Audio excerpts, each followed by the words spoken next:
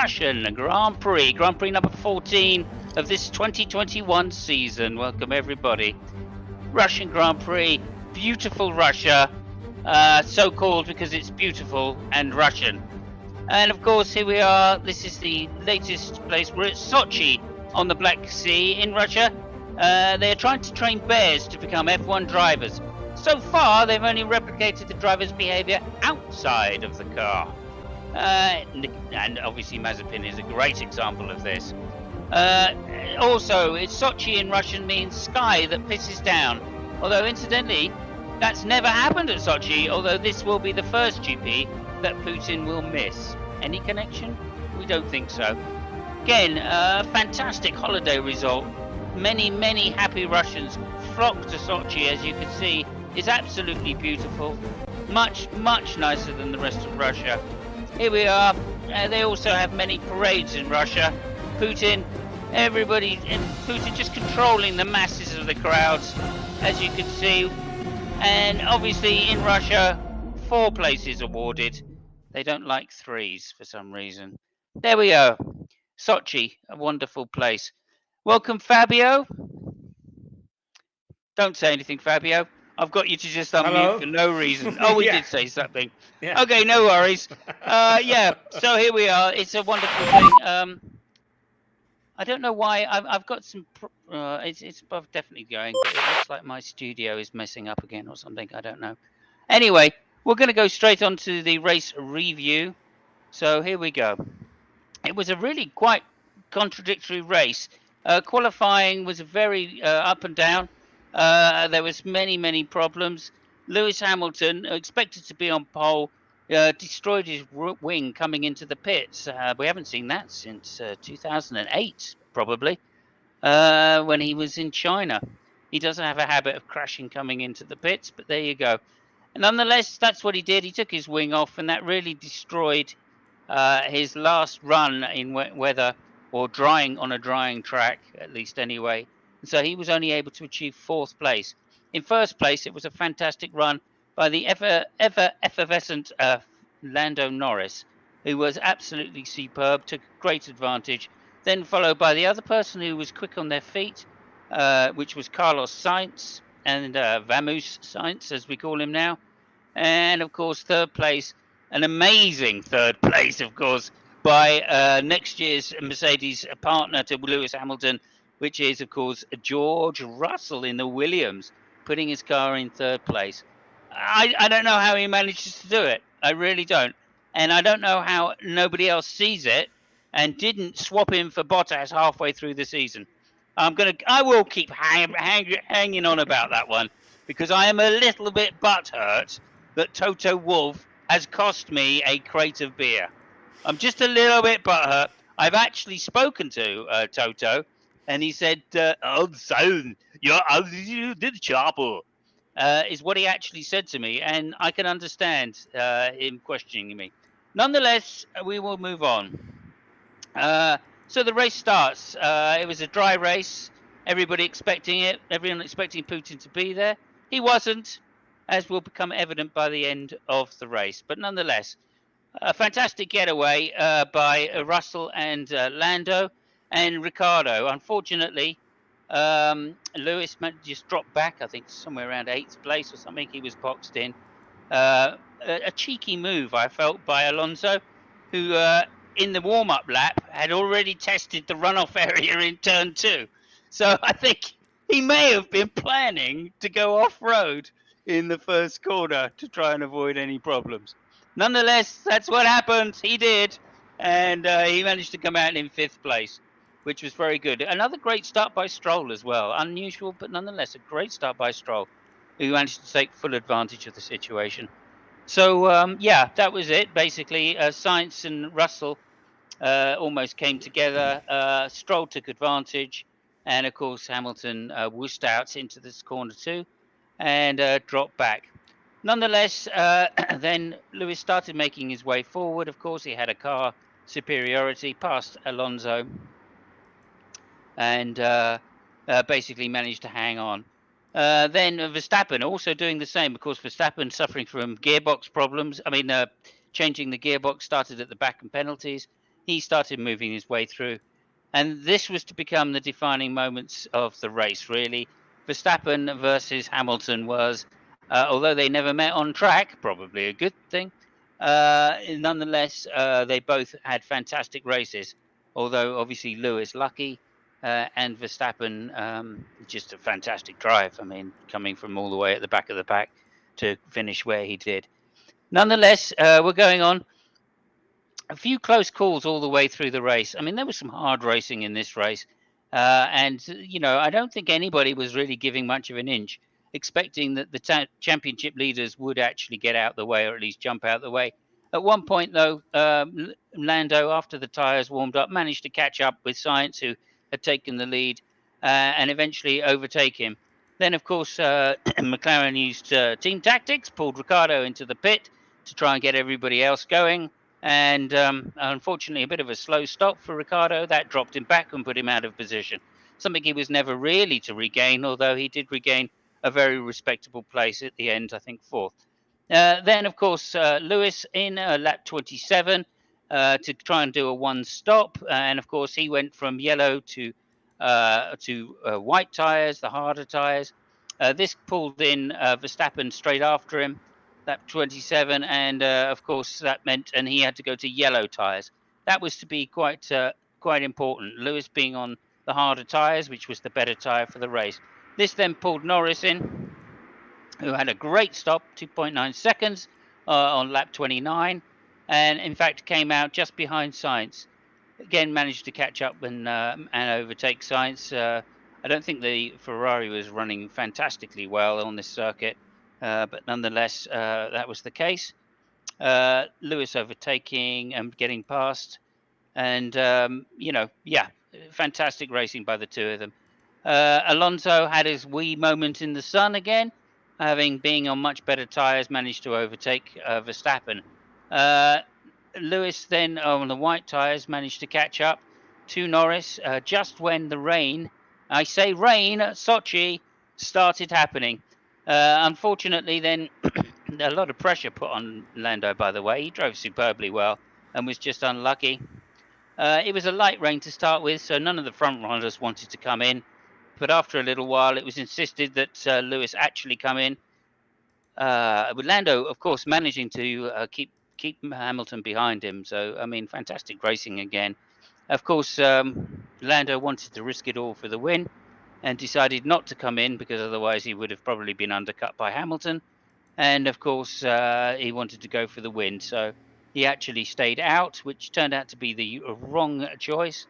In the meantime, Stroll and Vettel got together in a very unusual way. Stroll just not paying attention, nearly taking the whole team out.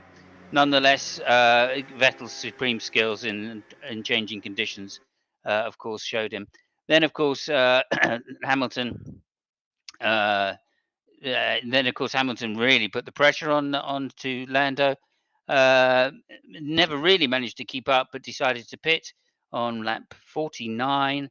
Then he switched to wet tyres, and of course, then the rain really started coming down. I mean, Lewis's timing for the change to wet tyres was superb.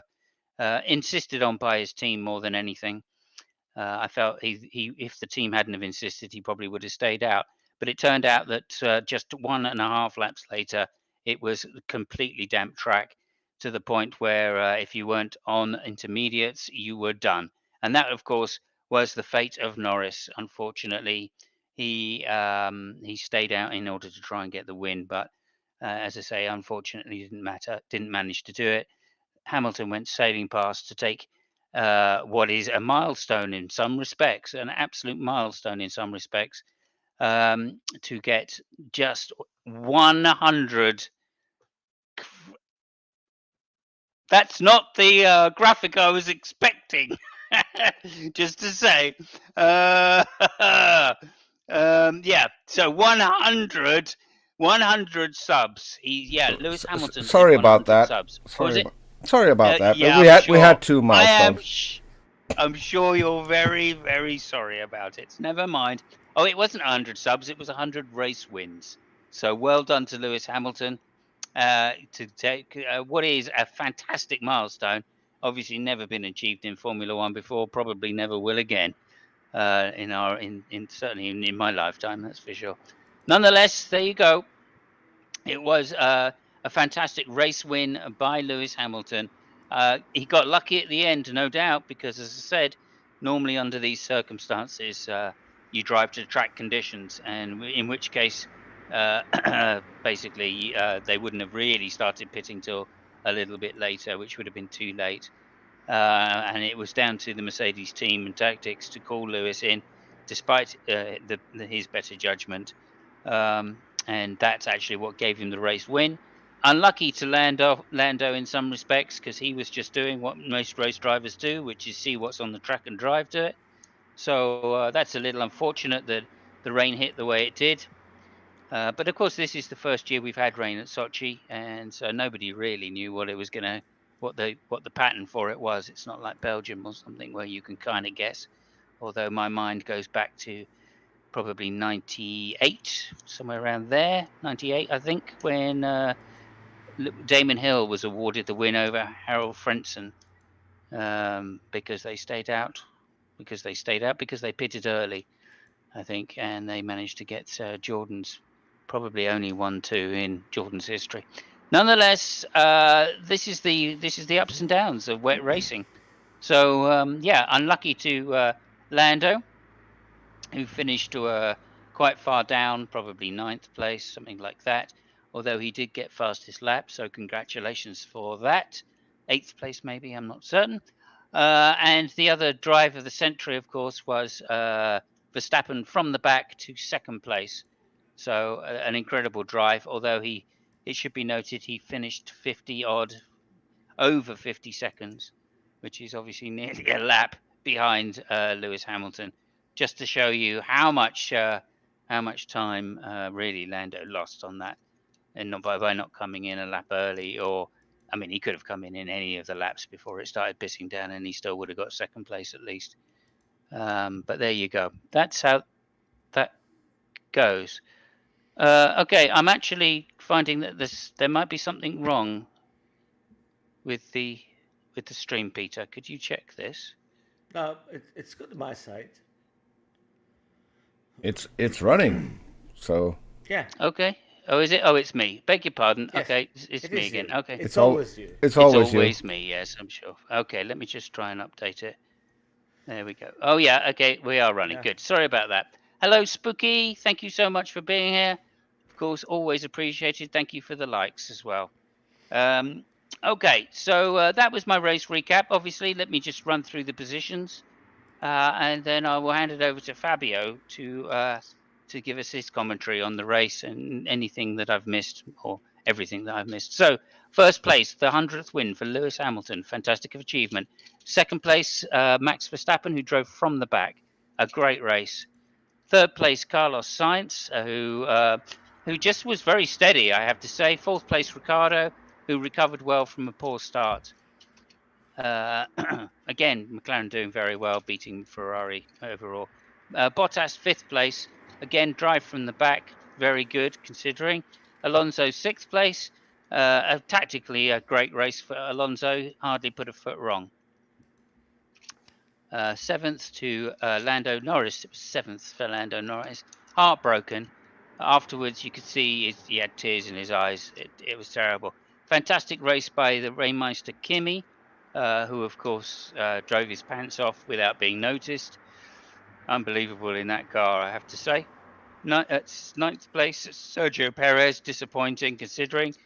He was a bit bitter afterwards, saying the team should have pitted him a little earlier. 10th place for George Russell, a very steady race. Could have probably got a little higher up if they'd pitted a little sooner and taken the risk, but nonetheless, they wanted to stay out to try and take advantage of everybody else's jump and gamble for wets. 11th place, of course, Stroll, who beats Vettel. Vettel, of course, unlucky. He wanted to come in, but the team said no. So there was that. Although I've got to say they're underperforming as a team, Aston Martin, really, considering they have a Mercedes engine.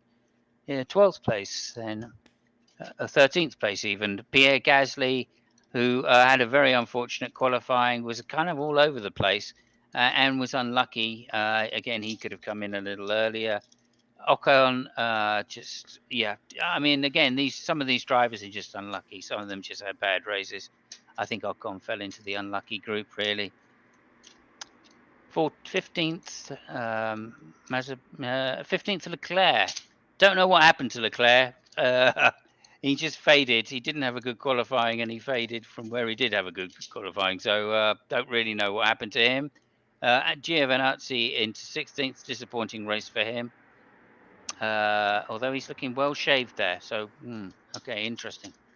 17th place. Then we are Sonoda, disappointing again. He has been very disappointing the last 3 races, I have to say.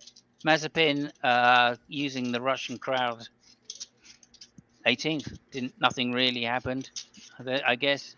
19th place, of course, the 19th place was Latifi, who is really kind of getting, who's wearing, this season is wearing on him, his standard is lowering.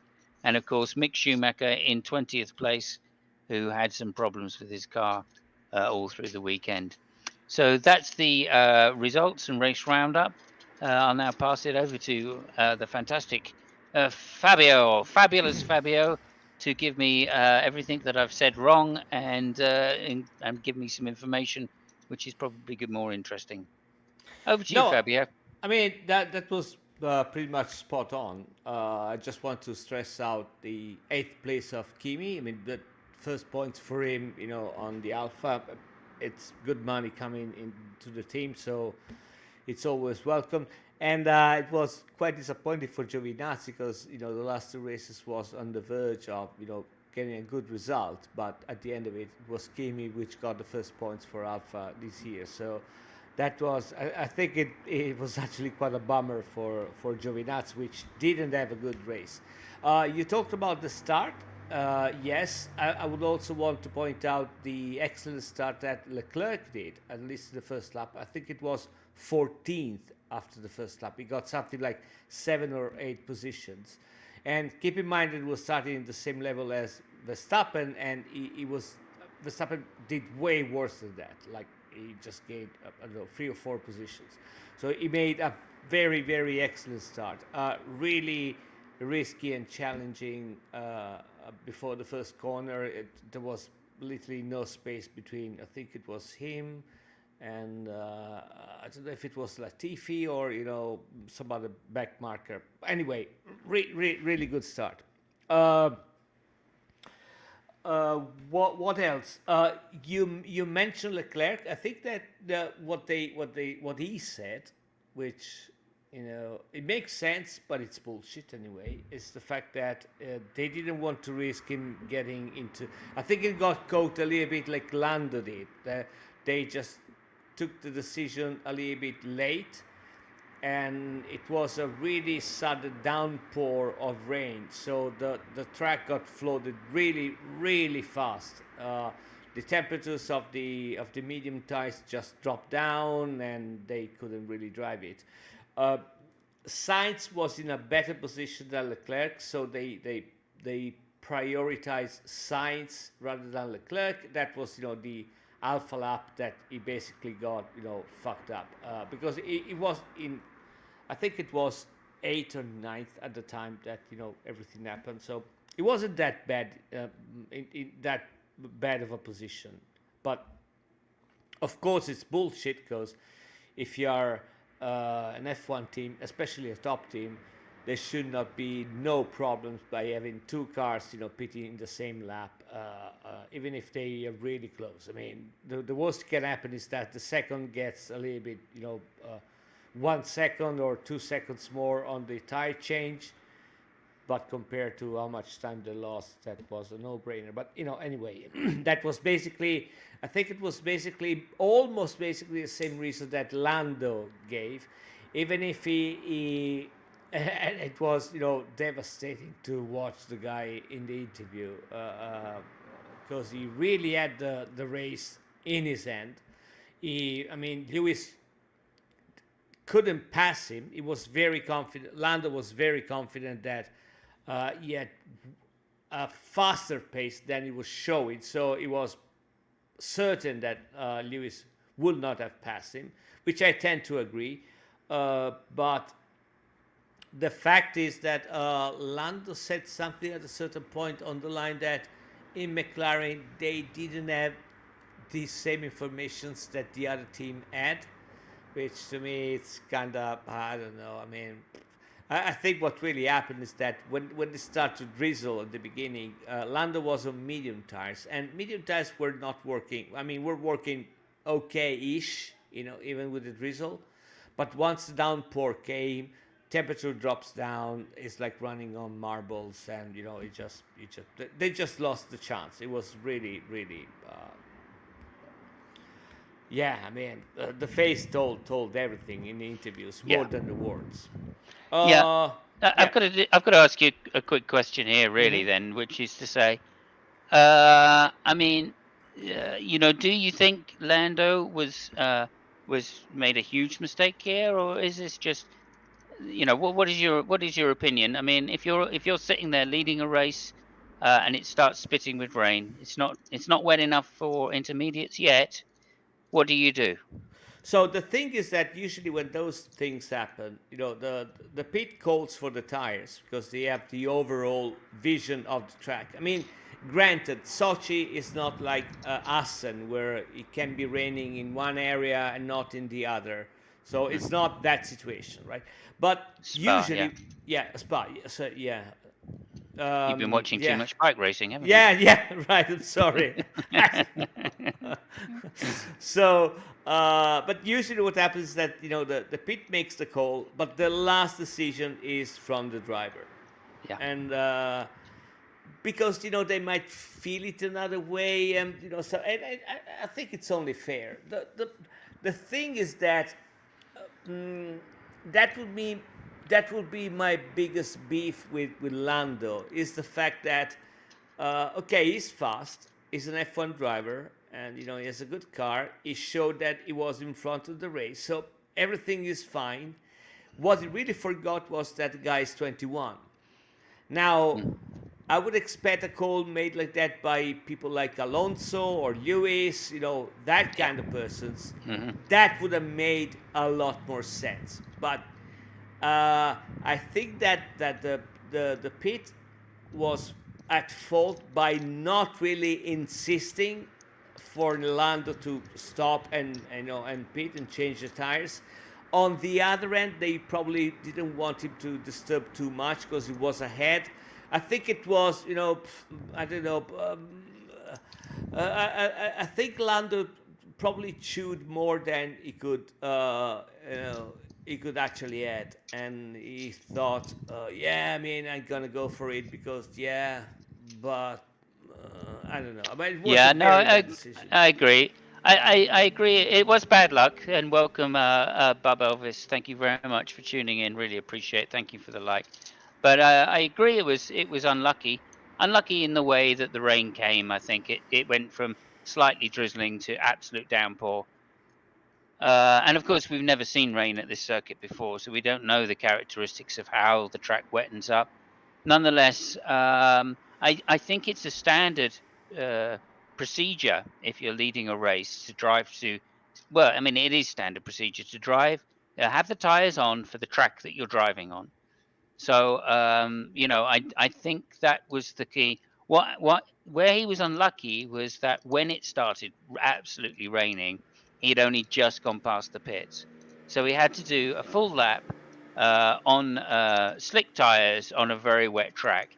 And that was the unlucky part. I think if he'd been like a few corners away from the stop, he would have got second place easily.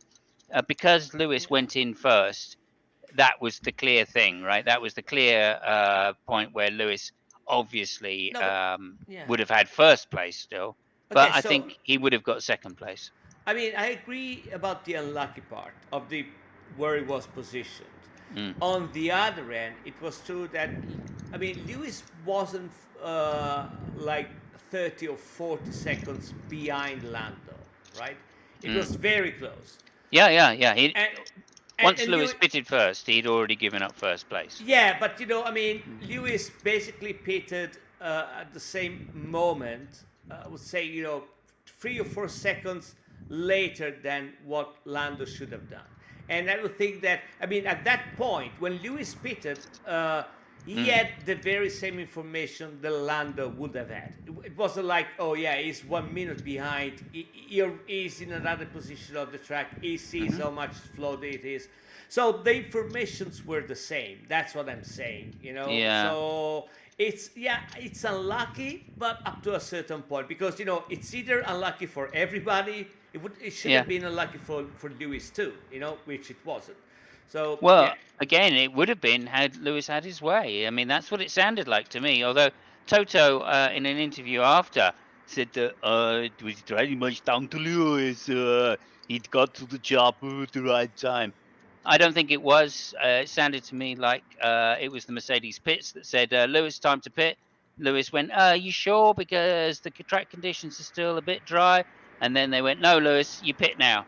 Right. And Lewis had the experience then to go, yeah, all right, if they're saying it's time to pit, I'm going to pit. Because presumably it was 50-50 in Lewis's mind.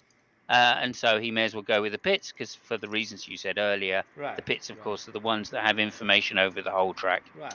No, but I agree. That's what I was saying before. The final call is always on the driver, and I get it.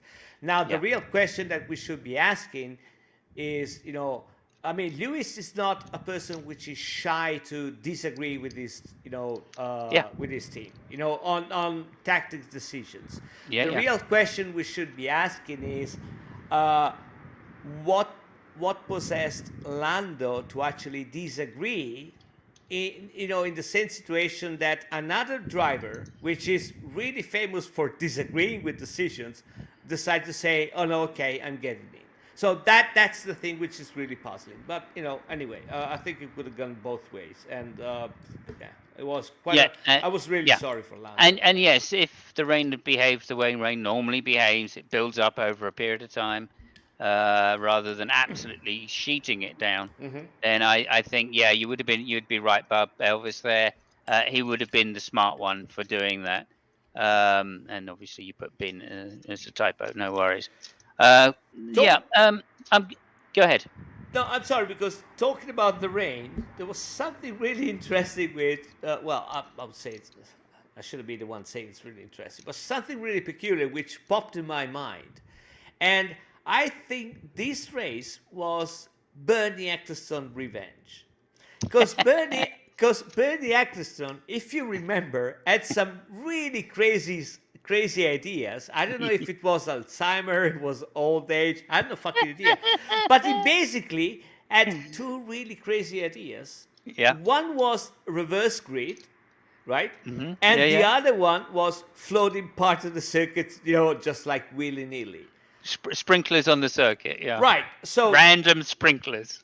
Right. Which, incidentally, he was going to do at Castellet to test it. So, okay, this race... it's not called Castellet, it's called Paul Ricard now. Yeah, so this race, they basically had a reverse grid, at least for Verstappen, which got second. Yeah.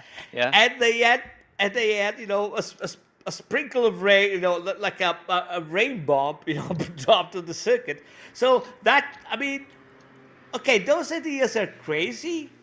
But the show, I would say, I mean, I had really a lot of fun watching the race. So yeah, I mean, the race was tense. It was the race was really good. And I would have never expected to be in a circuit like Sochi. I mean, I was already prepared to watch the race on my sofa with a pillow and some blankets, because I got and actually that didn't happen. So.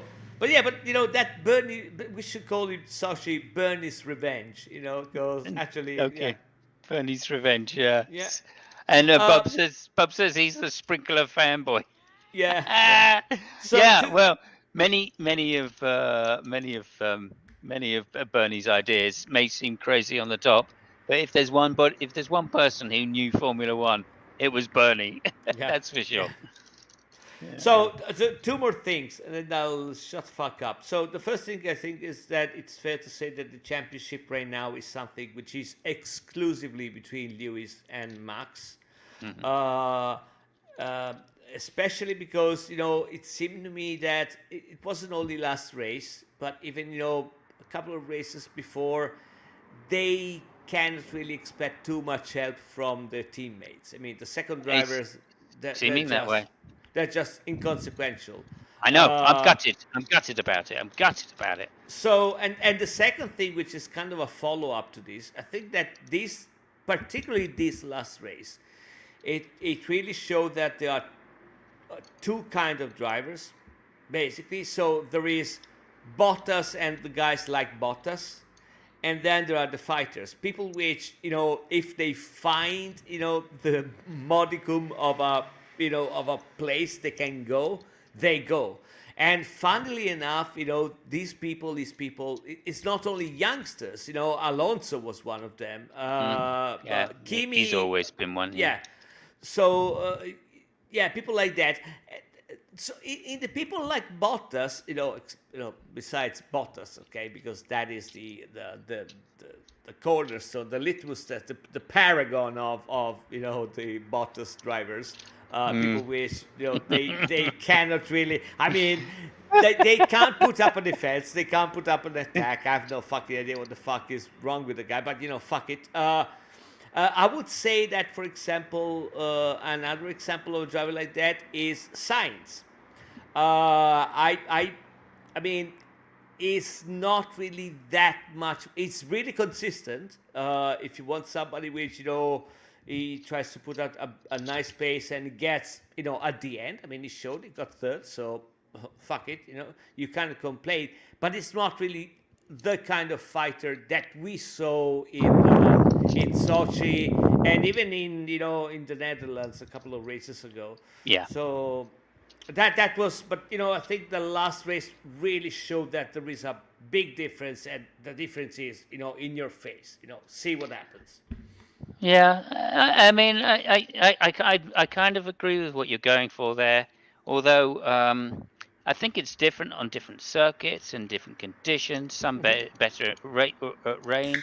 And remember, Seb Vettel is he's a rainmeister just as much as Hamilton is, just as much as Verstappen is, and yet he was unable to display his skills for whatever reason. I mean, think about his comeback to win the title at Brazil in the rain. Right. When he spun in the first corner. I mean, that was phenomenal. I'm not just talking about what happened. Yeah, I mean, I'm not just talking about what happened in the rain. I'm really thinking, again, if you have the chance, people should watch the kind of start that Leclerc did from the back. Right. There was some really, really great overtakes. So and you could see those kind of maneuvers. It seems to me that they're always the same drivers. It depends on the circuit, but there is a constant that you might be pretty sure that if somebody makes something really mental this year, it's either Max or Lewis or Alonso or Leclerc or Lando. Lando, right? I mean, people that would expect it to, like Ricciardo, for example, is totally absent. So it's Perez is another good example. I mean, Perez is a fucking bulldog. It seems to be a neutered kitten. It's just what the fuck. So that's so sorry. Well, let's everybody just think about that analogy. Perez used to be a bulldog, and now he's a muted kitten. Yeah. Oh, that's a fantastic analogy. Anyway, there you go. Yes, and Bob Elvis says I think Vettel was late or was too late with the change into this race. Yeah, and I think many of these decisions, like Lando's, I think they're basically trying to outrun the odds because they know they've got less to lose, and that's why Lando was, I'm going to win this race or I'm not. That's it. and he didn't care where he finished if he didn't win the race. So I think once he realised that he was too late to pit at the same lap as Lewis, then of course he may as well just stick with his decision to stay on slicks. So I think that's kind of where we're going with that, and that just is testament to the fact that he's a fighter. I think he's prepared to throw the dice, a gamble, because he's supremely confident in his own talents. Just like Verstappen, I have to say. Okay, so thank you for that very much. I think we covered most of the good points there. So yeah, I mean, fantastic. I'd like to just throw it over now. We sent our intrepid reporter to Russia, of course, as we do every race. We send them to wherever it is that there's only there. This time we sent him on a skateboard, electric skateboard, and unfortunately he got diverted and ended up getting kidnapped by the Russian mafia and taken to Chernobyl first. Yeah, but I believe you're not in Chernobyl anymore. Is that right? Is that right, Pitman Peter? No, no. It looks like you're still in Chernobyl. We didn't have that planned. Just to say. Well, this is actually this is not Chernobyl. I'm in Sochi. I'm in the Sochi Hilton. As you can see, no expenses spared there. It's a fabulous hotel. Listen, we sent you in a 5-star hotel this time. You know, I mean, stop fucking complaining. It's not so much the hotel; it's the budget that you guys spend on me. That I think that is probably what is harmful here. But yeah, it's 5 stars. You know, it's 5 Russian stars. 5 Russian stars, nevertheless. Yes, so, yeah. There's a slight difference between stars and Russian stars, but I mean, tomato. These guys never happy. I did, however, manage to get a few things. Usually, I look for funny stuff, but since we're in Russian, I mean, there's not a lot of fun to be had here in Russia. I mean, that's not why people go to Russia to have fun. At least that's not what my experience is. But I did manage to get a few things that I think you guys are not aware of. So I'll throw it over to this. This was weird. This came on Twitter. Someone apparently is a big fan of science, but fuck boy, I have no clue where that came from. I thought it was just weird. Another thing that we need to address is because you mentioned it, Fabio. Antonio Giovinazzi didn't have a great race. What you guys probably don't know, because I haven't heard you mention it, is that he had no radio. He only had radio in the first lap, and then everything went silent for him. So I think, taking that into consideration, he still did well. Wow, I mean, I wasn't aware of that, and I'm just taking it back. Everything they said. I mean, racing with no radio on a modern F1 is really tough. Bonkers, so. Yeah. What? You are fucking kidding me? What are you? How much does he get paid? You mean he can't look up when he's racing down the pit, when he stays alongside the pit to see his? But keep in mind, he has to wait until he goes by the pit in order to see the messages, whereas other drivers will get their messages all throughout the circuit. So, agreed. Do we not realize this was the norm in racing before radio? It was the norm in racing, where you couldn't, change the map and all that shit that you do now that they have to tell you to do. That is true. And by the way, sorry, Peter, but by the way, Samus, if looking on the side to see what's happening were that easy, all the speed cameras would go broke. The fact that a lot of people got a lot of fights with speed camera, they usually painted yellow. Yeah. I mean, Bob Elvis makes a good point. I heard Italians are good with hand gestures. So what's the problem? Yeah, right. Yeah. Okay, moving on, Peter. Okay, moving on. So can we just see? Can we just see before you do? If you want to just go back to our screen for a second. Yeah. Before you show the next one, yeah. Go back to our screen. Thank you. So Peter diddles his expenses and spends the money on hookers and blow. Fact. Thank you, Spooky. That's inside information. Okay, since my son is chiming in, you're now written out of my will. So you're not going to get any of the debts that I leave behind when I die. There would have been no money anyway. You would have spent all the money on hookers and blow. Yes. Yeah. As I said, he won't get any of the debts that I've accumulated over time. So, Okay. Sorry to interrupt you, Peter. Carry on, please. No problem. So, Antonio, news information there. Antonio had no radio. So well done to him. Bottas seems to have had a little bit of fun because he posted something on Instagram. Yeah, just a picture of Valtteri with all his engines. He got his second. That was super weird. You know, that was really super salty because when I saw that, I thought it was somebody else which posted that picture. I say, "Oh, that's harsh." Hold on a fucking second. That's Bottas. That's Bottas. Okay. Yes. That's super salty. Okay, fair enough. Well, okay. I mean, there was a little bit of talk before the race started that he was given this. He took an extra race engine in order to try and hold up Verstappen. He did a piss poor job, of course. Which he didn't do. But I don't think that's... Yeah, he did a piss poor job, but I don't think that was the reason. He's done it because Lewis is going to have to make this same... he's going to have to take an engine later in the season. And hopefully Valtteri can then go and take points off Verstappen when that happens. So I think that's the reason they did it now. Well, but anyway, we'll have to wait and see. Well, since we're on social media, there's a dog on social media, a very proud dog who tweeted the picture. Look at his little face. Yeah. Oh, look at his little face. Give me some meat. Yeah. Give me some fucking meat, you bastard. Nope. Yeah. That's what he's saying. And probably he would have had a chance to celebrate along with Lewis.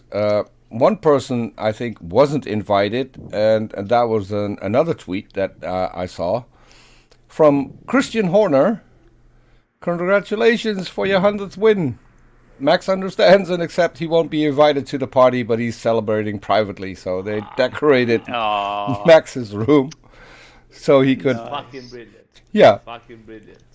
Meanwhile, I'm Dutch.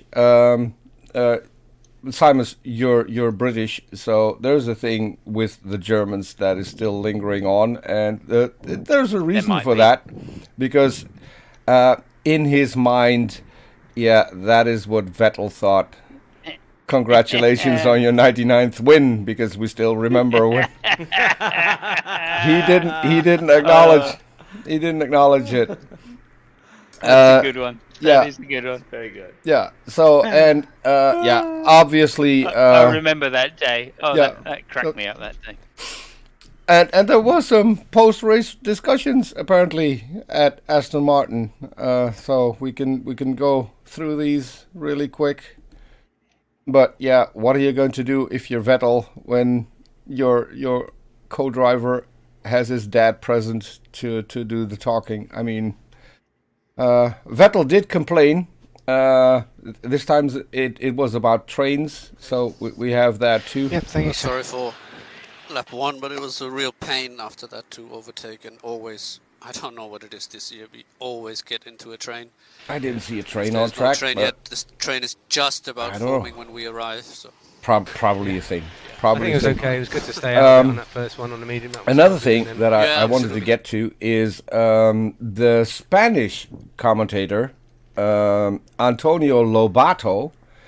I think he was watching a completely different race, because I've got parts of his commentary, and he was really enamored with Alonso. Fernando, va por él. Fernando por dentro, Fernando delante. Fernando es tercero. Fernando es tercero. Se lo está perdiendo, la realización es brutal. As if Alonso won the race. I mean, We can hear you. We got the audio going, but I think he's obviously confusing the days from when Lando was still at McLaren. Yeah. And then there's another thing. So as I look at social media a lot, do any of you Before you do, I just got to say, I love the fact that you interrupted your own video. Go ahead, Peter. No, sorry. As you know me, you know that is something that I would do. Yes, exactly. One more thing. I'm sorry about the commentations that you showed. One thing I forgot to mention. The race, the director of the race was totally appalling. They were fucked up.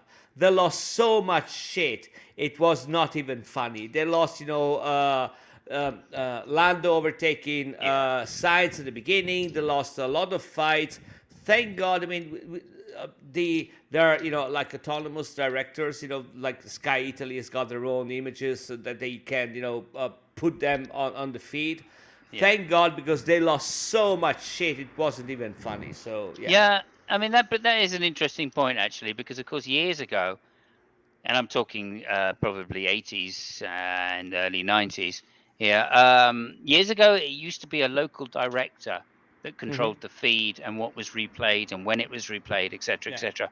And that was so common throughout the races, missing overtakes, because, of course, the local director would focus on their particular hero, which was normally someone at the back. So you'd never see what was going on at the front half the time.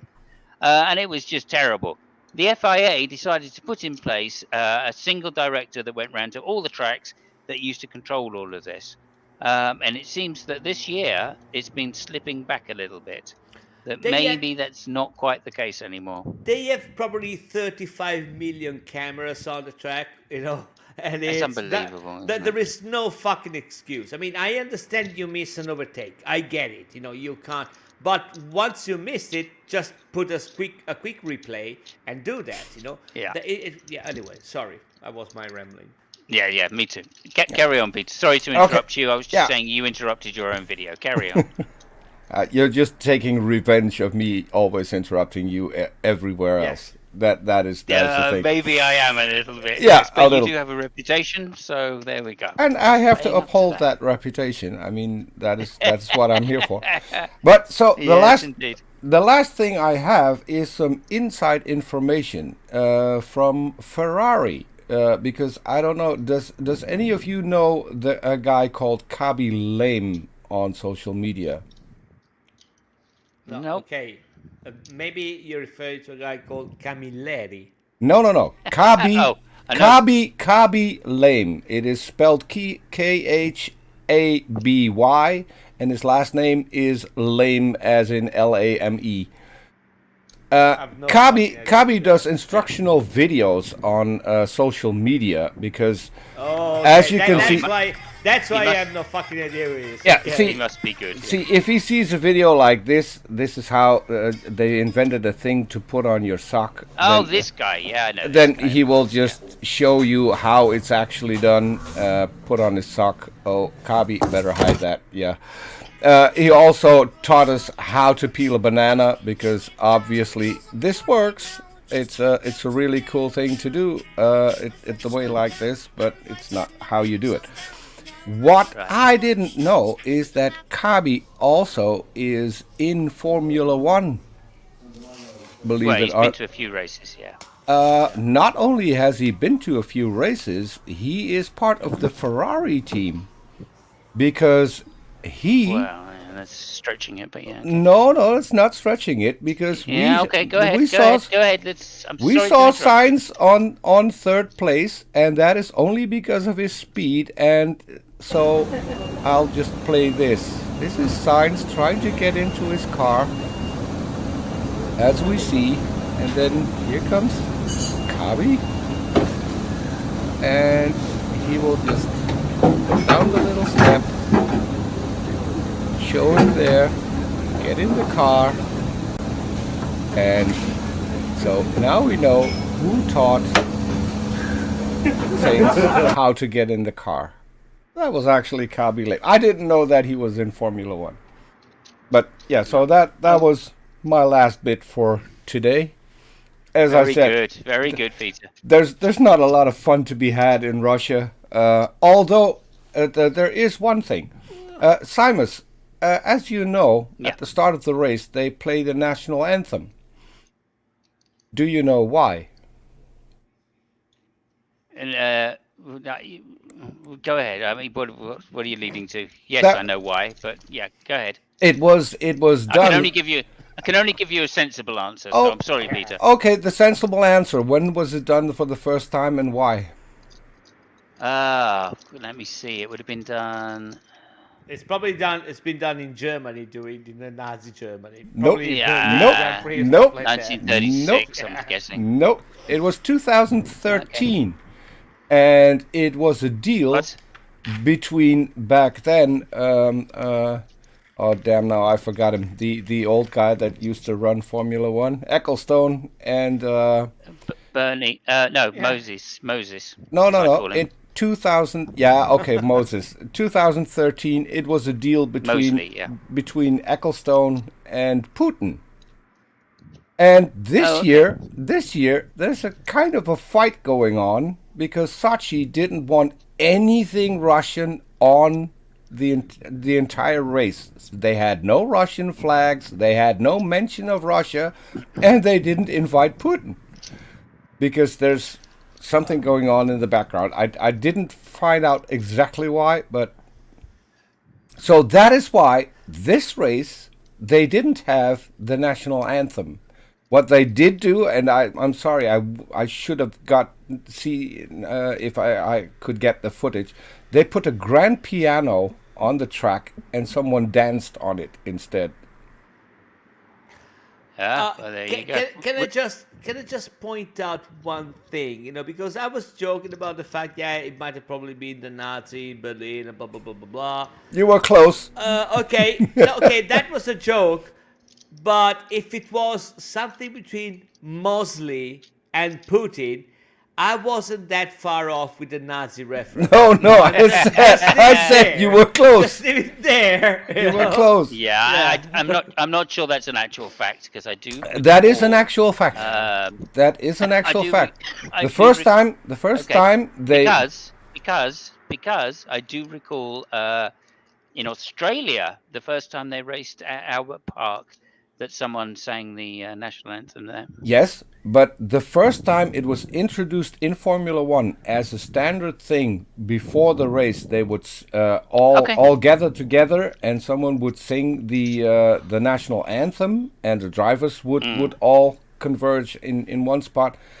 The first time that was done was 2013 in Sochi, and it was a deal. I don't know about the drivers. I don't think the drivers ever used to take much notice. Yeah. But anyway, that's all good. That's all You're good a stuff. Formula One fan and you don't watch the drivers. I need to have a talk with you how that works. Well, no, I'm just saying that I remember various places, America included, back in at Indianapolis. They used to sing the national anthem before the race as well. In Monza too, they've done it. There you go. Yeah. So it's been a standard thing for quite a while. But anyway. I mean, we get the point. We get the point. It took a Nazi and a Nazi sympathizer, to have it standard in F1. I just leave it there. It there. Who's the Nazi and who's the Nazi sympathizer? Just leave it there. There you go. Well, who's the dictator and who's the sympathizer? Yeah, okay. Yeah. We'll keep it there. Anyway, let's not get too bad. Oswald Mosley. Yes, I believe he was a grandson, isn't that right? A grandson of Oswald Mosley. Max Mosley was. But there you go. We races won. Stuff is cringe. I'm glad Max is not kneeling. Indeed, yeah, could be worse. I'm glad he doesn't. I mean, no, let's not. I don't want to go down that road. Let's not go down that road. Thank you. What are you putting up? Because I can never read it because the thing's so bad. What do you mean? What I put up? There you go. What I put up? Oh, right. That's all good. Yeah, please like and subscribe. We really appreciate it. Thank you so much, Bubba, for the bubble livis. Anyway, I actually understand why Lewis is so keen on the We Race as One. Given all the support that he hasn't from Bottas, so he really is racing as one. Because he doesn't give a shit about anyone else. Yeah, I get you. Yeah. Yeah, well, for the last few races, that's not true. It's not true. For the last few races, I think Max could say the same about Perez, because Perez isn't helping much either. Oh, more so. Perez is brilliant. I mean, since he signed the contract, he couldn't give two fucks of what he does. It's fucking brilliant. He signed the contract. Yeah, got the money. Bye bye. Yeah, fuck off. Yeah, well, I mean, this is the problem, isn't it? It's because Red Bull have been saying for 3-4 years now, Max is our man. Max is going to be the champion at Red Bull. Nobody else will be. So anybody who joins that team, very much like Sainz, right? Mm-hmm. At Ferrari, they know their second drivers. They know their second drivers. He's in the contract, and so I just think that unless the first driver has a crash, like Schumacher did with Irvine, there's no chance that the second driver in those teams are going to ever get a chance to win a title.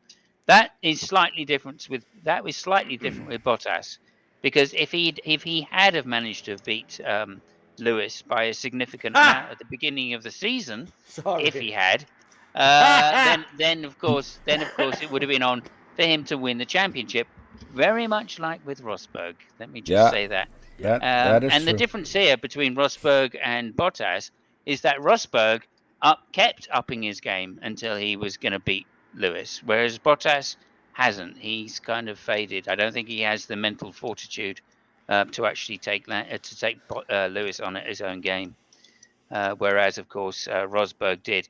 But we saw what it cost them, right? I mean, Rosberg at the end of the year just went, well, that's too much for me. I'm retiring. I can't do that for another year because it's cost me everything. There are rumors that in the standard Mercedes contract, the second driver has to undergo the same diet that Lewis Hamilton's dog goes to. So, that is only a rumor. It's not something. But the vegetarian dog. Yeah, I still can't get over that. But there you go. I mean, this is something which blows my fucking mind. Yeah, me too. I would really like. I mean, I don't like that breed of dogs, but I would love to adopt that dog. I mean, in the last years of his life, okay, have a fucking steak. Come on, man. Yeah. So Bob says it would be nice to see Landon at Red Bull. So can we just quickly comment on that? Peter, do you want to go first? Lando at Red. I don't think so. I think Lando's a nice guy. He wouldn't fit in Red Bull. Red Bull is a team where you're taught to be pretty much the asshole on the grid, and I don't think that would work for Lando. No. It might be nice to see him there, but I think a better one would have been Sainz. Honestly, it would be nice to see Lando on Red Bull only if only if you don't want him winning a world championship ever. Indeed, yeah. So yeah. That too. That's kind of my opinion, and also you got to remember, Red Bull is set up to be Max Verstappen's car.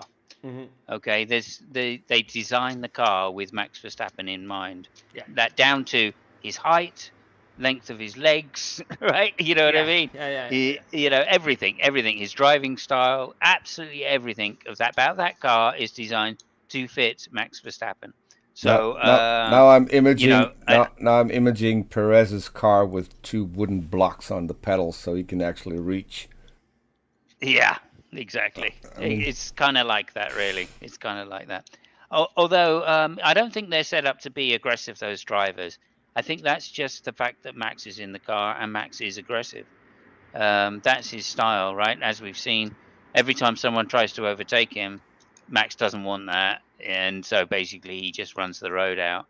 And that's fine because that's how it used to be. But obviously, in this modern F1 world. Keep in mind, that is how Perez was when he was back at McLaren. I've seen fights between Perez and Button where he literally drove Button off the road. So the aggressiveness he has, but he's not showing it right now. Well, I mean, don't go so far as McLaren. Just remember what the fuck did in Force India.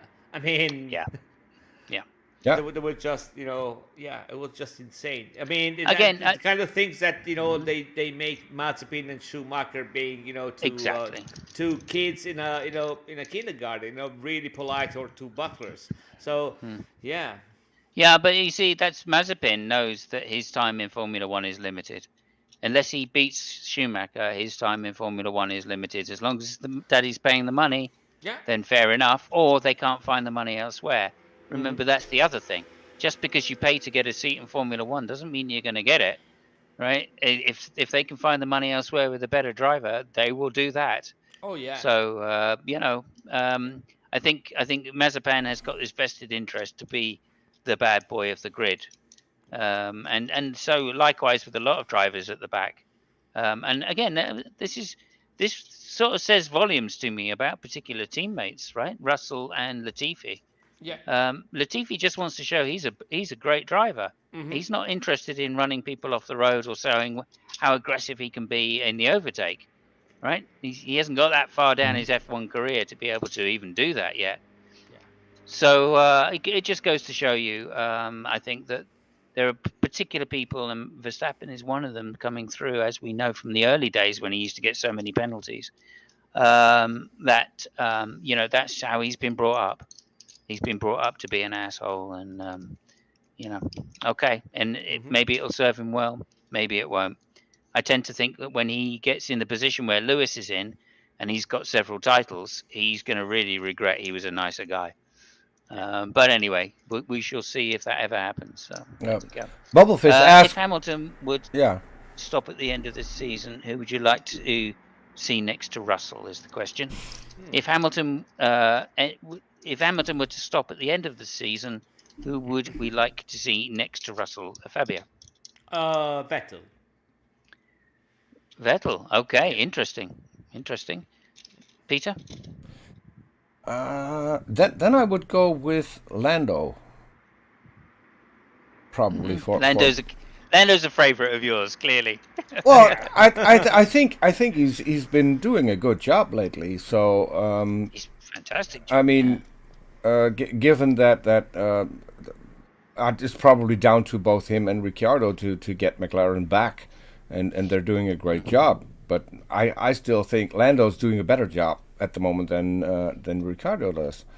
So yeah, it would be in line. Hamilton came from there, so why not pick up Lando there? But I don't think Hamilton can stop at the end. Doesn't he have a contract for two more years? Yeah. Well, if Hamilton was to stop at the end of this season, it's an if question. So. But yes, he has a contract for next year, and I strongly believe, even if he wins his 8th title, that he will continue just into the new season for one more year, and then see and adjust to what's going on and how competitive his car is. He had the advantage last time when he moved from McLaren to Mercedes of knowing that these new regulations were really going to suit the Mercedes and that they were going to take a lead. So he literally jumped a year early in order to be in that position where he was going to be in the best team. That isn't the case for next year. You can't really predict who's going to be the best car. Although personally, I have a feeling Red Bull is going to be the car to beat next year, simply because the main rule changes for next year are, of course, aero. And aero is the speciality of Adrian Newey, and Newey is, of course, the designer for the Red Bull. Yeah. So I'm pretty sure that Max is going to walk away with it next year, regardless of what happens this year. That's my own future predictions. Go ahead.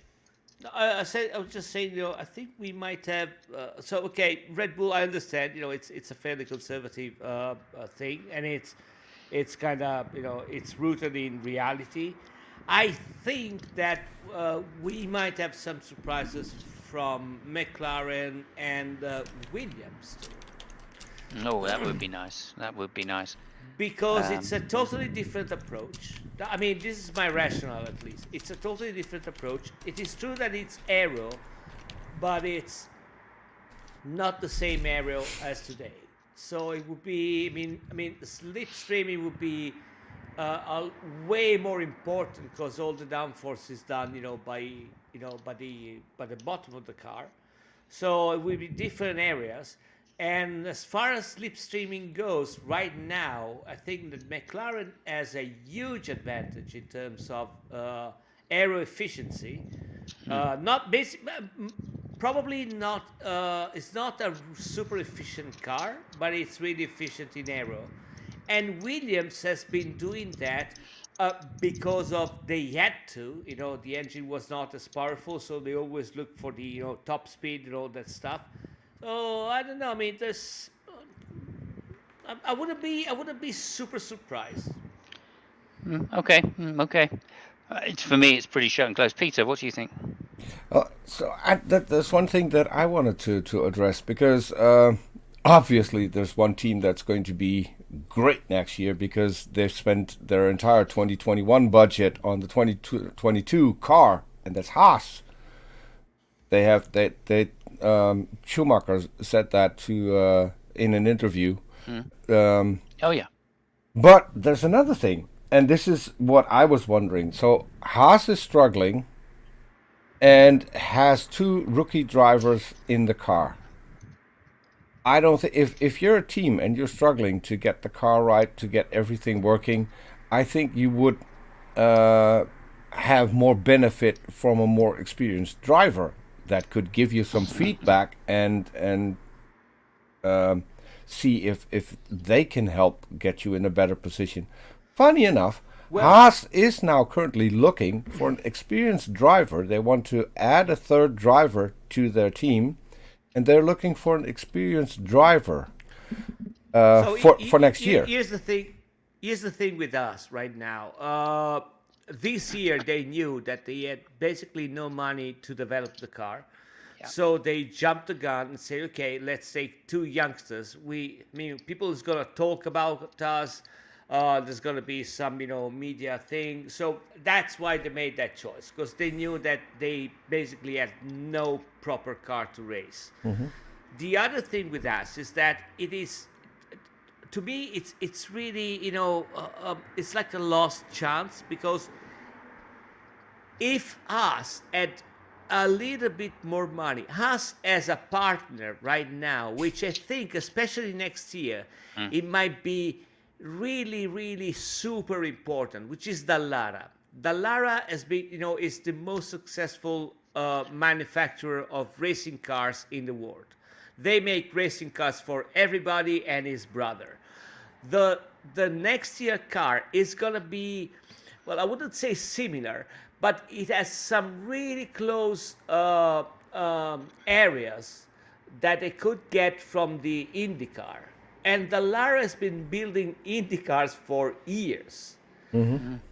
If us had a little bit more money so that they could pay Dallara a little bit more, to invest a little bit more, I think they might have a really, really exceptional package. Unfortunately, that's not the case. And, Dallara is a contractor, so they only work for as much as you pay them, and that is never enough for us. But I see that as a really lost opportunity for us, because now they have the right partner for the car, which is supposedly going to be next year, and they will not be able to actually get all the info that they might from that partner. It's a shame. I mean, it's worth remembering. I think that chassis is the defining factor for Formula One teams. They have to, even the rules, develop their own chassis. Mm-hmm. And I think this is obviously why McLaren have been doing so well this year, because the chassis they developed is exactly the right chassis for these regulations, which of course they preempted and used. And the factory that produces the chassis at McLaren has always been one of the best. Mm-hmm. It's never been about chassis for McLaren. It's always been about what you can bolt onto the chassis. So for those reasons, I think McLaren will be up there. But that's nothing on the aero, for my money, that Red Bull can do. The question, which I didn't get a chance to answer, was, if if it wasn't Russell, if it wasn't Hamilton, who would be best next to Russell? I honestly think Mick Schumacher would be a fantastic person to put in there. To snatch him away from Ferrari would be hugely beneficial. They've missed a German driver in the Mercedes team since Rosberg left, and I think getting Mick Schumacher away from Ferrari would be a real coup for them. Plus, I think he has demonstrated this year that he is a very competent driver, which is able to handle the pressures of Formula One. Not only that, but also has extra capacity during the race in order to deal with circumstances in the race. So I think he's shown everything he needs to show. Although I'm a little bit. Thank you very much. I was just about to do that. Although I still think he's a little wet behind the ears, so to speak. But then that's always been his problem in championships. He takes a little while to learn, but once he does, he's up to speed with the rest. But I think Mercedes could do really well by trying to snatch him away if it were the case that Hamilton was to leave early, which I don't think will be the case. And again, I think Ferrari got a hell of a headache on their hands. Really, because they're going to have to put Schumacher somewhere decent before he gets snatched by other teams. That could be a problem. I'm glad to hear, though, another point, which is this brings up for me, is Alex Albon coming back. And I'm really glad that Albon's coming back. I think he is a very talented race driver.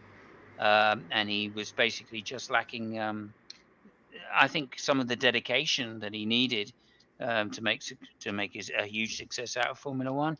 Plus, being in a team where he was never going to be able to win was probably quite demotivating. So I'm really glad he's getting a second chance. And I'm looking forward to seeing him being the new George Russell next year, shall we say. Apart from that, is there anything else you guys like to say? Well, hello, Gio, of course. Thank you. I was leading up to something because I'm curious. Go ahead. So, which experienced driver do you think Haas will be looking for? Oh, there's a whole plethora out there. Exactly. I mean, if I were them, I would be. It is really difficult to say, actually. I mean, I don't think. I think they could go. They could go a lot worse than Kubica. Although we're only talking about car development. We're not talking about racing. But he certainly knows his stuff. How about Hülkenberg? I don't know. It's Hülkenberg, not so much. I don't think he's such a car developer. He's just a fast race driver. But that's my personal opinion. I don't think he ever really managed to get to grips with developing a car.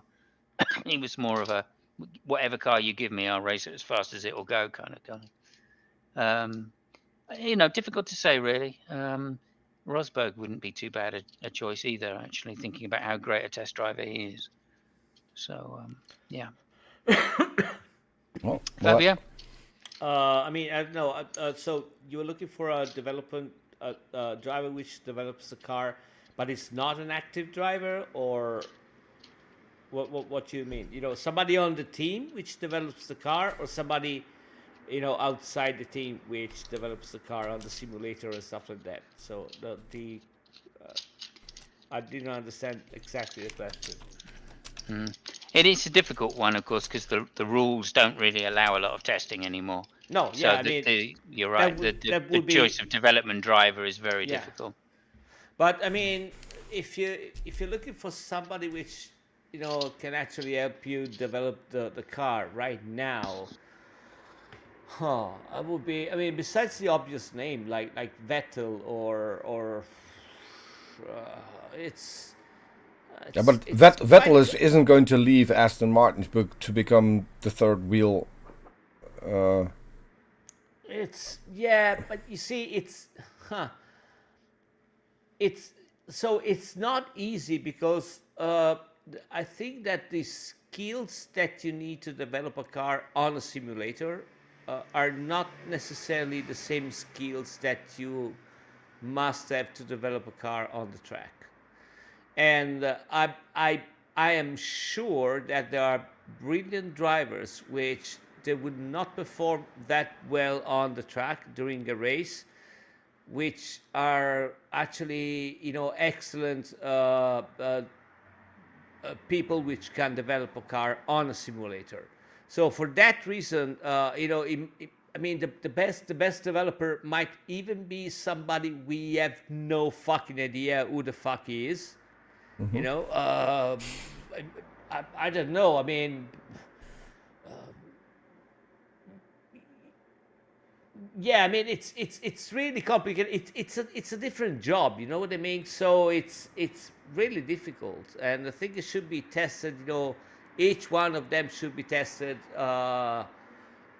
personally to see what kind of feedback they can get out of the car. So no, I don't know. I think it's a totally different market. That's what I think.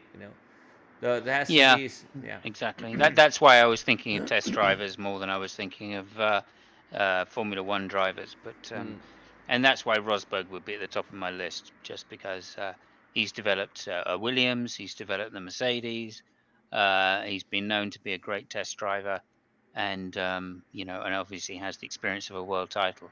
So if anybody, he would be the man. I don't think they'll be able to get him though. I don't think so. Drag Rosberg back to Formula One right now. No, I don't think so with either. all of his other interests he's doing. But I'm really curious who they're going to get, because that was I think that was late last night. I don't think they'll be in a. Sure, sorry, Peter, go on. Yeah, I think that was late last night when I saw that come out, that they're looking for a third driver, actively looking right now to have someone to help develop the car. So all the teams need 3 drivers. I mean, just give you a rough example. I mean, we've had test rider for the test team, and I remember when I was working there, we had people which they would qualify like mid grid at the Mugello Grand Prix, so they were not really that fast, but they were excellent test drivers. It is a different job. You're not required to actually develop a fast car. You're actually required to develop a consistent car, and somebody else is going to bring it faster. On the other end, we also had test drivers like Lorenzo, or I mean even Casey Stoner was a test rider for us for some time. I can tell you they're not the best one to have as a test driver. You want somebody which is, I don't know, maybe 3 or 4 seconds slower than your top driver, but it can give you information that your top driver cannot give you, because they have got different sensibility. They are more consistent, all that kind of thing. Consistency is the key thing. Yeah. It's a very different. That's why what I was thinking before, I was trying to remember some names of people which might ride in in races like 24-hour Le Mans, people like that. I mean, the only name which popped in mind was Pirro, but Pirro is quite old, so I don't think is a good candidate. But that kind of people would be would be good for test driver. Yeah. Oh, my camera works. Yeah, we're at the end. I've been feeling very. I've been feeling very Antonio. I was going to give you a compliment that I'm every single time I'm bitching about your camera that it's not widescreen, and I thought I'm at the end of this I'm going to give Simon a compliment that his camera has never looked better, and then he turns it on. Yeah. I hate to disappoint. Okay, so is there anything else, guys? It said that Schumacher always took great care of his mechanics and in the car. Yes, Schumacher was renowned, of course, for spending a lot of time with the behind the scenes with the people, learning how every single area of the car that was necessary. Incidentally, welcome, Jeff. Jefferson's here, by the way, and that's fantastic to see you. Thank you very much. Please remember to like and subscribe. Incidentally, of course, there's another German, Sebastian Vettel, that also does that. He's absolutely renowned for how long he spends with his mechanics and debrief to get every last area out of the car. Although, why it's not working at Aston, I've got no idea. But again, the rules are just different now, and I think that's something that, as fans, we've really got to come to terms with. This is not how it used to be. In some sense, they are taking away the ability of the teams to manipulate the cars in order to be able to improve them. And I think that's a bad thing. Obviously, it's limiting spend, but I think it's a bad thing. And when we get into the new regulations, when we get to the 500k subscribers, well done. Thank you so much, Brother Elvis. That's okay, Brother Elvis. Okay, let's make a deal. When we get to 250,000 subscribers, I will send you 100 euros. Oh wow! Okay. Yeah. You'll also get a bottle of champagne from me as well. Yeah. Okay. And, so and anyway, Simon will buy a decent camera when that happens. Yeah, I'll buy a decent camera. I tell you, when we get to 1,000, I'll get a decent camera. I promise you, Peter. Okay. Okay. So so that's something about Formula One, and of course, with next year's cars, it's going to be even more important that the development of the car is done at pace.